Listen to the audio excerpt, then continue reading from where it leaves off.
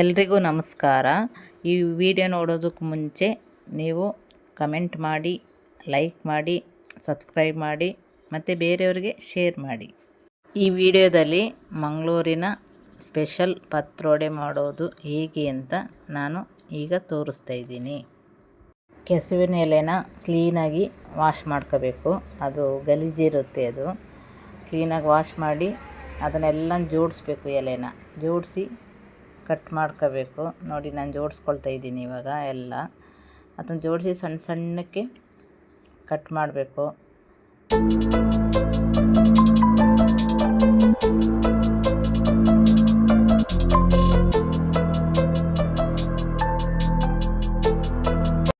ನೋಡಿ, ನಾನು ಚಿಕ್ಕ ಚಿಕ್ಕದಾಗಿ ಕಟ್ ಮಾಡಿ ಇಟ್ಕೊಂಡಿದ್ದೀನಿ.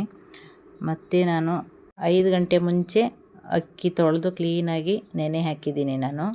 ನಿಮಗೆ ಜನ ಎಷ್ಟು ಇದ್ದಾರೆ ನೋಡಿ, ನಿಮ್ಗೆ ಎಷ್ಟು ಬೇಕು ಅಷ್ಟು ಅಕ್ಕಿ ನೆನೆ ಹಾಕ್ಕೊಳ್ಳಿ. ಮತ್ತು ಅದನ್ನು ರುಬ್ಬಬೇಕು. ಇವಾಗ ತುಂಬ ನೈಸ್ ಬೇಡ, ತರಿಯಾಗಿ ರುಬ್ಬಬೇಕು ಅದನ್ನು. ಅದಕ್ಕೊಂದು ಚೂರು ಹುಣಸೆಹಣ್ಣು ಹಾಕಬೇಕು. ಗಂಟಲು ಕಟ್ತಾ ಬರುತ್ತೆ, ಒಂದು ಸ್ವಲ್ಪ ಹುಳಿ ಜಾಸ್ತಿನೇ ಹಾಕ್ಕೊಳ್ಬೇಕು. ಮತ್ತು ಅದಕ್ಕೆ ಒಂದು 3-4 ಬ್ಯಾಗಡೆ ಮೆಣಸಿನ್ಕಾಯಿ ಹಾಕಬೇಕು. ಒಂದು ಚೂರು ಉಪ್ಪು. ಅದನ್ನು ತರಿಯಾಗಿ ರುಬ್ಬಿದ್ದೀನಿ ಇವಾಗ. ನೋಡಿ, ತರಿಯಾಗಿದೆ. ತುಂಬ ನೈಸ್ ಮಾಡಬಾರ್ದು. ಮತ್ತು ಇದಕ್ಕೆ ನಾನು ಕಟ್ ಮಾಡಿ ಇಟ್ಕೊಂಡಿದ್ದೀನಲ್ಲ ಕೆಸುವಿನ ಎಲೆ, ಅದನ್ನು ಅಕ್ಕಿ ಹಿಟ್ಟಿಗೆ ಹಾಕಿ ಚೆಂದ ಮಿಕ್ಸ್ ಮಾಡಬೇಕು. ಎಲ್ಲ ಅಂಟ್ಕೋಬೇಕು, ಹಾಗೆ ಮಿಕ್ಸ್ ಮಾಡಬೇಕು. ಮತ್ತು ಬೇರೆ ಎಲೆ, ಕ್ಲೀನಾಗಿರೋ ಎಲೆ ತಗೊಂಡು ಅದರೊಳಗಡೆ ಎಲ್ಲ ಹಿಟ್ಟು ಒಂದು ಸ್ವಲ್ಪ ಹಿಟ್ಟು ತಗೊಂಡು ಎಲೆಗೆ ಹಾಕಿ ಆ ಎಲೆಗೆಲ್ಲ ನೀಟಾಗಿ ತಟ್ಟಬೇಕು.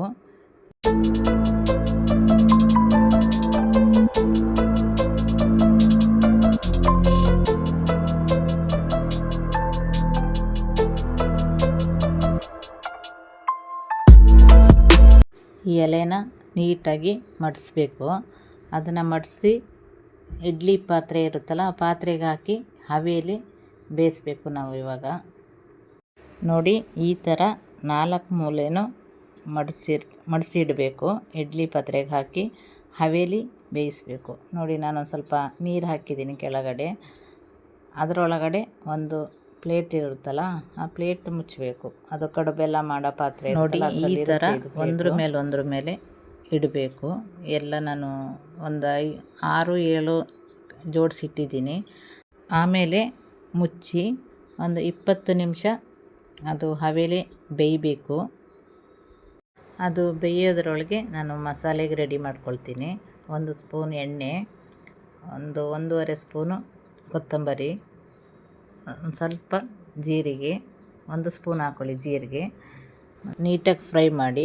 ಮತ್ತು ಅದಕ್ಕೆ ಒಂದು 5-6 ಬ್ಯಾಗಡೆ ಮೆಣಸಿನ್ಕಾಯಿ ಹಾಕಬೇಕು. ಮತ್ತು ಒಂದು 3 ಖಾರ ಇರುತ್ತಲ್ಲ, ಆ ಮೆಣಸಿನ್ಕಾಯಿ ಹಾಕಬೇಕು. ಒಂದು ಸ್ವಲ್ಪ ಈರುಳ್ಳಿ, 1-2-3 ಬೆಳ್ಳುಳ್ಳಿ ಹಾಕಬೇಕು. ಇದನ್ನು ಲೋ ಫ್ಲೇಮಲ್ಲಿ ಫ್ರೈ ಮಾಡ್ಕೋಬೇಕು. ಒಂದು ಸ್ವಲ್ಪ ಕರಿಬೇವು ಹಾಕಬೇಕು, ಅದು ಚೆನ್ನಾಗಿರುತ್ತೆ ಕರಿಬೇವು ಹಾಕಿದ್ರೆ. ಆಮೇಲೆ ಒಂದು ಅರ್ಧ ಪೌಲು ತೆಂಗಿನ ತುರಿ, ಅದನ್ನು ಚೆಂದ ಫ್ರೈ ಮಾಡಬೇಕು. ಹಸಿ ಸ್ಮೆಲ್ ಇರುತ್ತಲ್ಲ, ಅದು ಹೋಗಬೇಕು. ಮತ್ತು ಒಂದು ಅರ್ಧ ಸ್ಪೂನು ಅರಿಶಿನ ಪುಡಿ. ಇದನ್ನು ನೀಟಾಗಿ ಫ್ರೈ ಮಾಡಬೇಕು, ಹಸಿ ಸ್ಮೆಲ್ ಹೋಗೋವರೆಗೆ. ಮತ್ತು ಇದನ್ನು ತಣ್ಣಗಾಕಿ ಬಿಡಬೇಕು. ತಣ್ಣಗಾದ ನಂತರ ರುಬ್ಬಬೇಕು. ಅದನ್ನು ನೈಸಾಗಿ ರುಬ್ಬಬೇಕು, ಎಲ್ಲ ಹಾಕಿ ರುಬ್ಬಬೇಕು. ಇವಾಗ ಇದಕ್ಕೆ ಒಂದು ಸ್ವಲ್ಪ ಹುಣಸೆಹಣ್ಣು ಹಾಕಿ ರುಬ್ಬಬೇಕು. ನೋಡಿ, ಈ ಥರ ರುಬ್ಕೊಂಡಿದ್ದೀನಿ. ಇವಾಗ ನಾನು ಪತ್ರೊಡೆ ಬೇಯಲಿಕ್ಕೆ ಇಟ್ಟಿದ್ನಲ್ಲ, ಅದನ್ನು ಓಪನ್ ಮಾಡ್ತಾಯಿದ್ದೀನಿ. ನೋಡಿ, ಚೆನ್ನಾಗಿ ಬೆಂದಿದೆ, ತುಂಬ ಬಿಸಿ ಇದೆ. ಅದು ಒಂದು ಪ್ಲೇಟಿಗೆ ತೆಗೆದಿಟ್ಕೊಂಡಿದ್ದೀನಿ. ತುಂಬ ಬಿಸಿ ಇದೆ ನೋಡಿ. ಒಂದು 5 ನಿಮಿಷ ಬಿಡಬೇಕು. ಅದು ತಣ್ಣಗಾದ ನಂತರ, ತುಂಬ ತಣ್ಣಗಾಗೋದು ಬೇಡ, ಸ್ವಲ್ಪ ಬೆಚ್ಚಗಿದ್ದಾಗ ಅದನ್ನು ನೀಟಾಗಿ ಎಲೆನ ತೆಗಿಬೇಕು. ತೆಗೆದೇ ಇದ್ದರೂ ಆಗುತ್ತೆ, ಅದು ಬರಲ್ಲ ಅಷ್ಟು ನೀಟಾಗಿ ಅಂಟ್ಕೊಂಡಿದೆ. ಅದು ಎಷ್ಟಾಗುತ್ತೆ ಅಷ್ಟು ಎಲೆ ತೆಗ್ದಿದ್ದೀನಿ ನೋಡಿ. ಇನ್ನೊಂದು ಸ್ವಲ್ಪ ಇದೆ. ನಮಗೆ ಯಾವ ಥರ ಬೇಕೋ ಹಾಗೆ ಕಟ್ ಮಾಡ್ಕೋಬೋದು. ಇದನ್ನು ದಪ್ಪ ಬೇಕು ಅಂದ್ರೆ ದಪ್ಪ, ಎಲ್ಲ ಸಣ್ಣ ಆಗಬೇಕು ಅಂದರೆ ಸ್ವಲ್ಪ ಸಣ್ಣ ಸೈಜಲ್ಲಿ ಕಟ್ ಮಾಡಿಕೊಂಡ್ರೆ ಆಗುತ್ತೆ. ನೋಡಿ, ನಾನು ಈ ಥರ ಕಟ್ ಮಾಡ್ಕೊಂಡಿದ್ದೀನಿ. ಎಲ್ಲ ಸ್ವಲ್ಪ ದಪ್ಪನೇ ಆಗಿದೆ. ಇವಾಗ ಒಗ್ಗರಣೆ ಮಾಡ್ಕೊಳ್ಳಿಕ್ಕೆ ಒಂದು ಪಾತ್ರೆ ತಗೊಳ್ಬೇಕು. ಅದಕ್ಕೆ ತುಪ್ಪ ಹಾಕ್ತಾಯಿದ್ದೀನಿ. ಒಂದು 2 ಸ್ಪೂನು ತುಪ್ಪ ಹಾಕ್ತಾಯಿದ್ದೀನಿ. ಇದಕ್ಕೆ ಒಂದು ಸ್ವಲ್ಪ ಈರುಳ್ಳಿ, ಕರಿಬೇವಿನ ಸೊಪ್ಪು ಅದನ್ನು ಸ್ವಲ್ಪ ಚೆಂದ ಫ್ರೈ ಮಾಡಬೇಕು. ಇವಾಗ ನಾನು ರುಬ್ಬಿರೋ ಮಸಾಲೆನ ಹಾಕ್ಕೊಳ್ತಾ ಇದ್ದೀನಿ. ಇದನ್ನು ನೀಟಾಗಿ ಫ್ರೈ ಮಾಡಬೇಕು. ಸ್ವಲ್ಪ ಜಾರ್ ತೊಳೆದು ನೀರು ಹಾಕಬೇಕು. ನಮಗೆ ಎಷ್ಟು ಬೇಕಷ್ಟು ನೀರು ಹಾಕೋಬೋದು. ತುಂಬ ತೆಳುವಾಗೋದು ಬೇಡ, ಸ್ವಲ್ಪ ದಪ್ಪನೇ ಇರಬೇಕಿದು. ಮತ್ತು ನಾವು ಅದು ಪತ್ರೊಡೆ ಬೇಯಿಸಿಟ್ಟಿದ್ದೀವಲ್ಲ, ಕಟ್ ಮಾಡಿ ಇಟ್ಟಿದ್ದೀವಲ್ಲ, ಅದನ್ನು ಇದರೊಳಗಡೆ ಹಾಕಿದ್ರೆ ಗಟ್ಟಿಯಾಗುತ್ತೆ. ಅದಕ್ಕೆ ಒಂದು ಸ್ವಲ್ಪ ನೀರು ಜಾಸ್ತಿ ಹಾಕ್ಕೊಂಡ್ರೂ ಪರವಾಗಿಲ್ಲ. ಇದನ್ನು ನೀಟಾಗಿ ಕುದಿಸ್ಬೇಕು. ಮತ್ತು ಇದಕ್ಕೊಂದು ಸ್ವಲ್ಪ ಉಪ್ಪು ಹಾಕಬೇಕು. ನಮಗೆ ಎಷ್ಟು ಬೇಕು ರುಚಿಗೆ ಅಷ್ಟು ಉಪ್ಪು ಹಾಕ್ಕೊಳ್ಬೇಕು.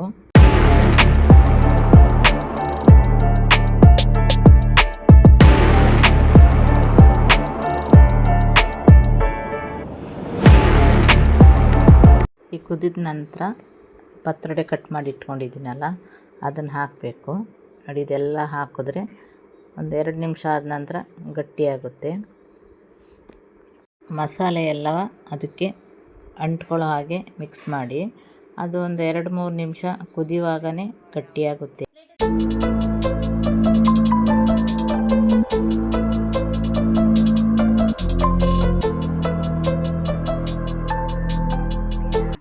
ನೋಡಿ, ಇಷ್ಟು ಗಟ್ಟಿಯಾಗಿದೆ.